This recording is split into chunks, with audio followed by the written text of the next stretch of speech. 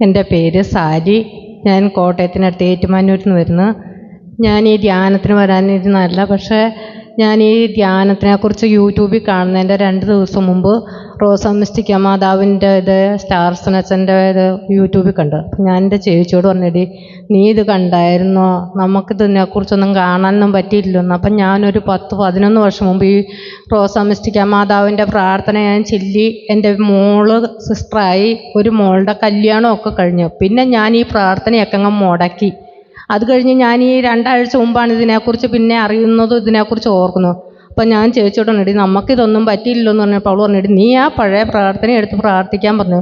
ഞാൻ 2 ദിവസം ഈ പ്രാർത്ഥന പ്രാർത്ഥിച്ച് കഴിഞ്ഞപ്പോഴാണ് ഈ ജിൻസ് ബ്രദറിൻ്റെ വീണ്ടും കാണുന്നത്. അപ്പം ഞാൻ അവളോട് പറഞ്ഞപ്പോൾ അവൾ പറഞ്ഞെടി, നീ വിളിച്ച് ചോദിക്കാവൂ, തന്നെ നമ്പർ കിടപ്പുണ്ടെന്ന്. അങ്ങനെ ഞാനും ബ്രദറിനെ വിളിച്ചു. ബ്രദർ എന്നോട് ഞാൻ വെളിയിലാണ്, ഇപ്പോൾ സാലമ്മയെന്ന് പറഞ്ഞ പുള്ളിക്കാരത്തിയുടെ നമ്പർ തരാൻ പറഞ്ഞു. അപ്പം ഞാൻ ആ പുള്ളിക്കാരത്തെ വിളിച്ച് സംസാരിച്ചപ്പോൾ എന്നോട് ധ്യാനത്തിന് വരാൻ. അപ്പം എൻ്റെ ജീവിത പങ്കാളി പോരത്തൊന്നുമില്ല. പുള്ളിക്കാരൻ എപ്പോഴും എന്നോട് പറയും വേറെ പണിയൊന്നുമില്ലേ.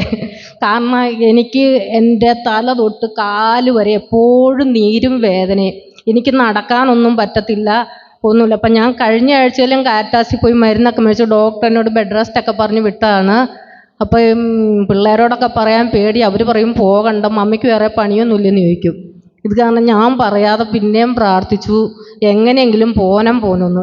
ഈ പോരുന്ന 2 ദിവസം മുമ്പ് ഞാൻ മോളോടൊക്കെ പറഞ്ഞു, എടി ഇങ്ങനെ ഞാൻ ധ്യാനത്തിന് നോക്കിയോ, മമ്മി പോവാണ്, വേറെ പോയി മമ്മിക്ക് ആകാവോന്ന് ചോദിച്ചു. ഞാൻ പറഞ്ഞു ഞാൻ പൊക്കോളാം, എനിക്ക് കുഴപ്പമൊന്നുമില്ലെന്ന് പറഞ്ഞു. അങ്ങനെ ഇരുന്നെങ്കിലും എനിക്ക് പേടിയാണ് പോരാൻ. കാരണം എനിക്ക് നടക്കാനൊന്നും പറ്റത്തില്ല, എങ്ങനെ ഇവിടെ വരെ വരും എന്നൊക്കെ ഓർത്തിരിക്കുമ്പോൾ മോനും എന്നോട് പറഞ്ഞു മമ്മിക്ക് പൊക്കോളാൻ പറഞ്ഞു. അപ്പം ഞാനോർത്ത് ഇതന്നെ ഇവരൊക്കെ എന്നോട് പൊക്കോളാൻ പറയണേ എന്നാന്ന് ചോദിച്ചു. ഇങ്ങനെ ഇരുന്ന് കഴിഞ്ഞപ്പോഴത്തേക്ക് ബുധനാഴ്ചയൊക്കെ എനിക്ക് ഭയങ്കര വേദനയാണ്. എനിക്ക് നടക്കാനും പറ്റത്തില്ല, ഒന്നും ചെയ്യത്തില്ല.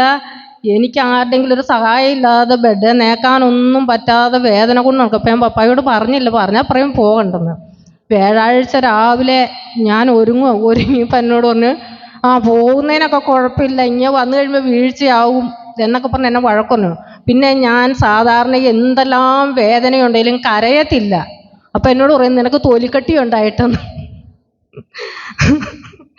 അപ്പം ഇന്നലെയൊക്കെ ഞാനിവിടെ വന്നിട്ട് എനിക്കങ്ങനെ ഒന്നും തോന്നിയില്ല. ഒത്തിരി ധ്യാനമൊക്കെ കൂടുകയും പ്രാർത്ഥിക്കുകയൊക്കെ ചെയ്യും.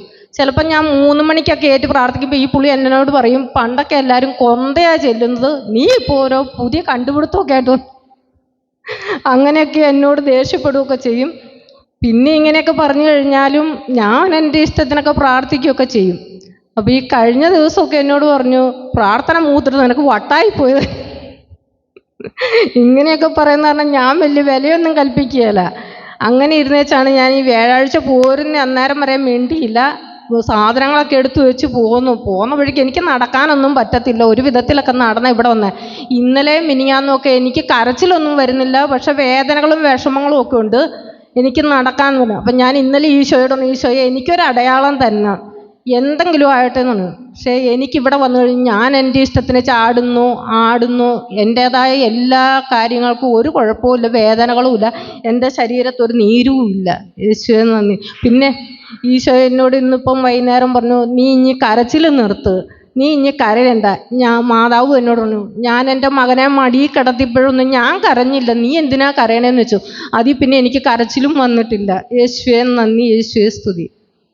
ദൈവം കൊടുത്ത വലിയ അനുഗ്രഹത്തെ ഓർത്ത് ഒന്ന് കരങ്ങളടിച്ച് ദൈവത്തെ മധ്യപ്പെടുത്തിക്കുക പോരാ, ശക്തിയോടെ. Praise the Lord.